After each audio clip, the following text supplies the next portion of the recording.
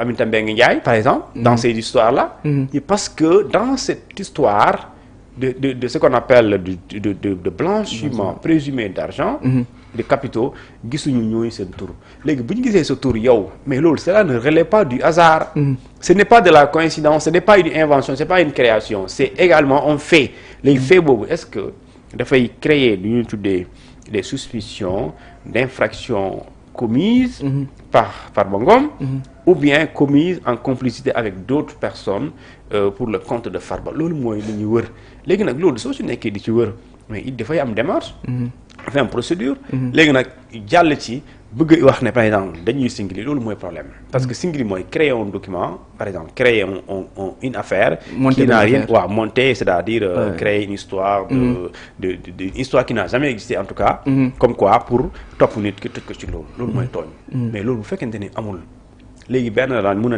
a nekk singli mën naa ko nangu si le rapport de la CNTM n'existe pas nangu naa ne tooñ la waaw mais si le rapport existe mais na lay nekkee tooñ na lay nekkee singli si le rapport existe ñi ci sukkandiku bëgg a xool loolu bëgg a xam effectivement en quoi la société telle Y Z pourquoi un tel montant sort d'ici et va là-bas rentre également di recevoir envoyé na transfert na mais loolu bu ñu ko bëggee xool ne li ñu war a xool est-ce que am na transaction est-ce que am na envoi est-ce que am na retrait est-ce que sociétés yi existé nañ loolu mooy si les sociétés n'existent pas si les transactions n'existent pas si le rapport n'existe pas là moi je suis d'accord que loolu singli la mais tant que ça existe moi je suis loin de là voilà tant que ça existe mënutul nekk singli loolu leer na dañuy continuer toujours ci opposition bi gis nañ cette fois-ci après leur défaite ci élection législative yi ñoom dañoo jël initiative former benn front pour jàkkaarloo ak ñi nga xam ne ñoom ñooy le parti au pouvoir jàpp nga ne loolu mën na aboutir ci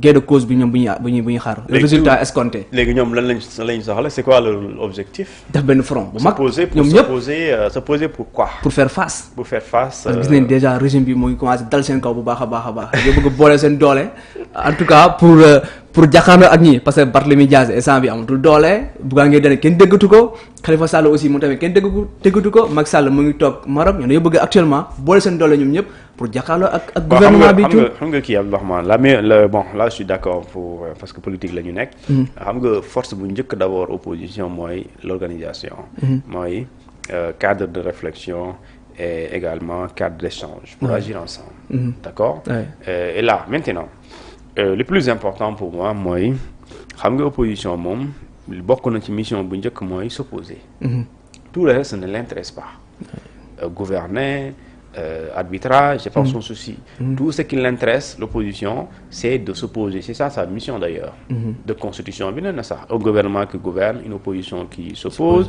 une société civile qui observe et une presse qui témoigne point loolu mooy démocratie léegi nag kon n'attend pas de l'opposition mu nekk ci posture de gouvernance parce que c'est pas son rôle son rôle c'est de critiquer tantôt son rôle c'est de s'opposer aux pratiques du gouvernement mais quelle pratique yan pratique c'est-à-dire que quand aujourd'hui on veut s'opposer il faut du concret il faut du factuel il faut des faits il faut des actes c'est-à-dire que tey tu vas dire par exemple justice tu vas critiquer cette justice-là parce que elle veut une lumière sur des dossiers de dizaines de millions ou bien de dizaines des centaines de milliards par exemple tey Tabaski Ngom tu vas vouloir défendre Tabaski Ngom parce que Tabaski Ngom bokkoon na peut-être ci régime bi parce que wala jigéen la est-ce que da nga war a défendre Farba parce que il est de l'APR même si tu as oublié les montants en question est-ce que tu vas encore nga ne les futurs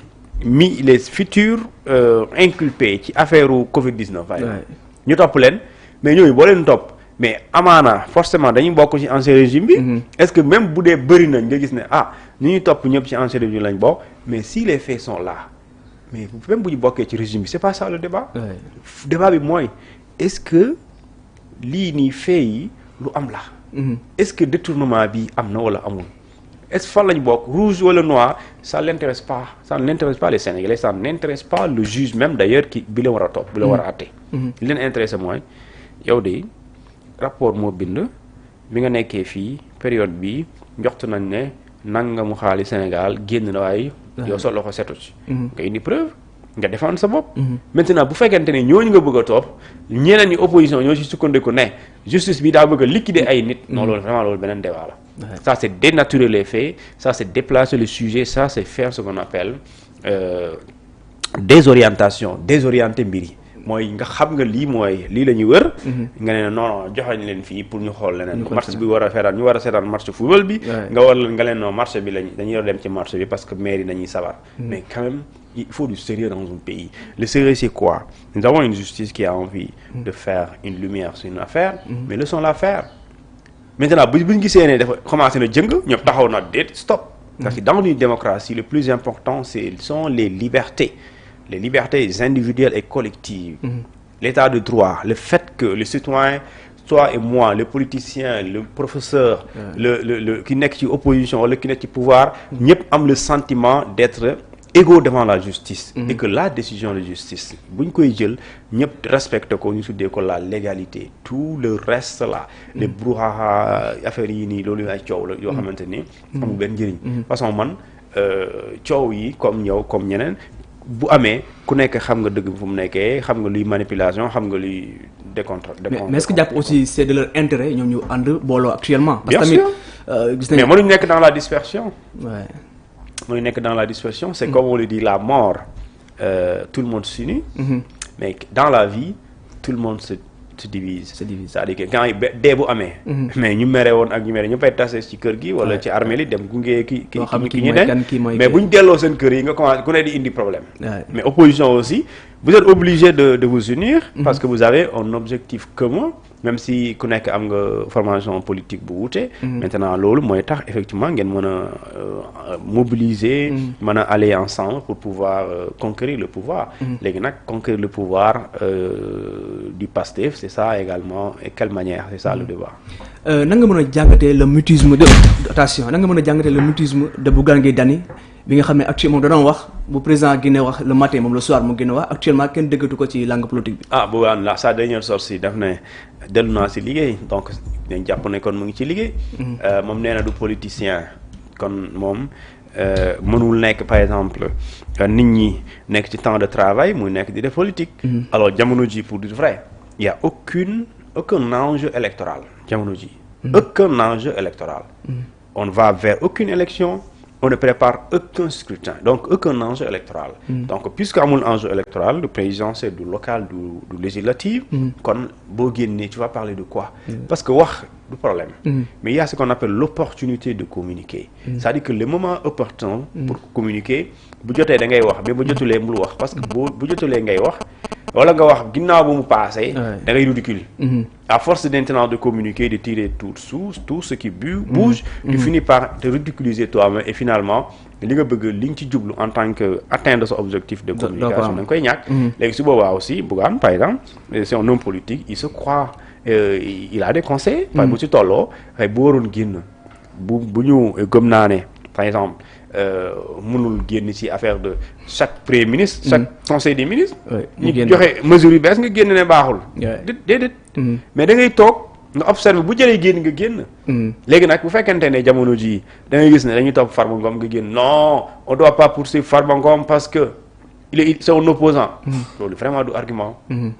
bis boo gisee ne Farba Ngom dañ koo bëgg a jaay doole. tooñ ko je dis que. Dans ce cas, tu verras pas que des politiciens, tu verras des Sénégalais épris de justice qui vont le défendre. Et ça, je dis bien, pour l'instant, c'est pas le cas. Pour l'instant, c'est quoi? C'est une volonté de faire lumière sur des affaires le concernant ou les concernant. Et laissons cette justice-là faire son travail. Tout le reste politique, Bougane, opposant, Macky Sall, Aïssata Tall Sall, loolu am solo. lu ci am solo mooy est-ce que li ñu leen di waxal dëgg la bu dee dëgg la ñu dem seen yoon. bu dee du dëgg nag. ki war a defaate mu def lu muy def rek. alors loolu c'est clair dañuy jàll encore ci beneen point gis nañ déjà l'État est dans une logique de rationaliser les dépenses de l'État Ousmane Sonko jël une forte mesure bi nga xam ne moom mooy wàññi les primes de mission jàll ci 250 000 francs CFA à 150 000 francs CFA mu mel ni benn mesure bi nga xam ne Ousmane Sonko jël na ko pour rationaliser li nga xam ne moom mooy les dépenses de l'État. waaw ça c'est une mesure concrétisée mais qui a été quand même prise depuis 2017. Alors maintenant li am solo mooy bi nga waxee ne da nga bëgg a def dara. alors nga dem ba 2025. nga daal di ko matérialiser parce que dafa am solo xam nga lu ñu fa am lu ñu tuddee l'acte et le mot. te genre yooyu kaddu moo ëpp. kaddu gi. jëf moo ëpp solo wax. et les jusque là wax la woon léegi jëf la jëf bi mooy dañuy am lu ñuy tuddee une réalité économique et financière. Le Sénégal est confronté à ce qu'on appelle une difficulté économique et financière. Pour maintenant régler au moins tout ce problème boobu. mënoo tey nga nekk ci jafe-jafe ba pare sa dépense gën a bëri li ngay am. mënoo nekk même yow sa bopp bu fekkente ni yow li ngay dépense ci weer.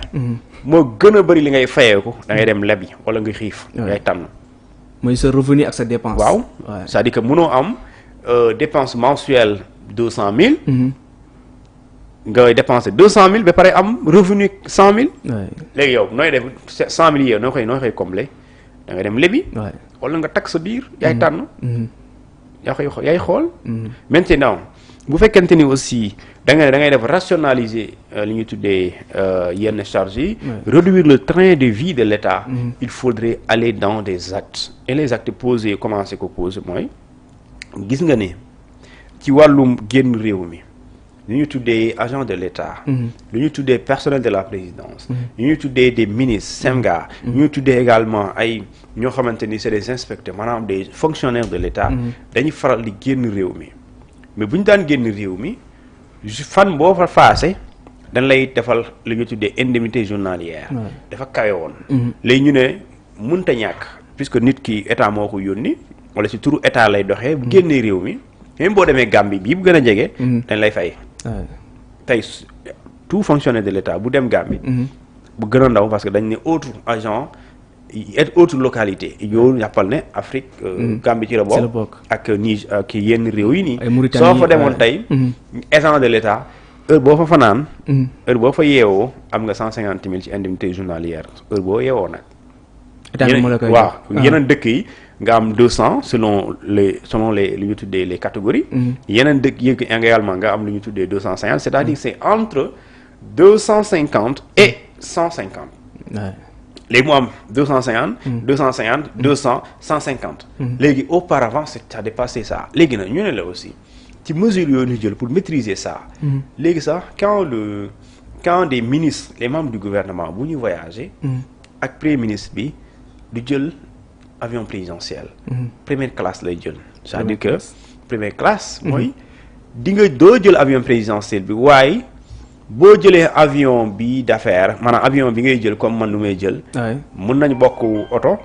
waaye li am mooy première classe ngay jël. d'accord. léegi nag pour nga am yenn avantages yi yenn privilèges yi. waaye doo jël par exemple oto avion présidentiel bi.